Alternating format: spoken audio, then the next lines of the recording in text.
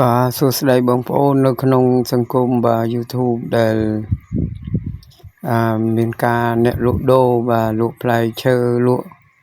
អីដែលកែច្នៃបាទលក់ផ្លែឈើគ្រប់មុខបន្លាស់ទីបន្លាស់អីបាទដែលដឹកតាមលម៉កស្ដោងអីយ៉ាប់អីបងប្អូនបាទហ្នឹងហើយអាចក៏មកអានេះបានអានេះទៅតឹងវា1.3 ម៉ែត្របាទបណ្ដោយ2 ម៉ែត្រកន្លះបាទនឹងឲ្យយើងដាក់ម៉ាស៊ីនមុខបាទកែលក្ខណៈម៉ាស៊ីនម៉ូតូឲ្យស្រេចបាទសម្រាប់ដឹកផ្លែឈើលក់ឬមួយជាលក្ខណៈ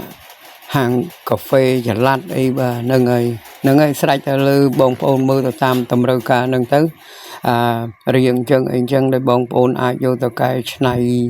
លក់មុខរបរបងប្អូនបាននឹងឲ្យតាក់ទងមកបាទតាម Telegram 012 49 14 85បាទ097 7168 706បាទហ្នឹងហើយកែច្នៃជាលក្ខណៈម៉ាស៊ីនម៉ូតូស្រេចអីស្រេចបាទហើយគាត់យកទៅជិះបាទមានសញ្ញោមាន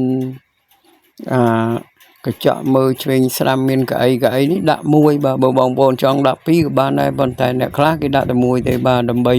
ទុកកន្លែងលក់ដូរអញ្ចឹងណាបងប្អូន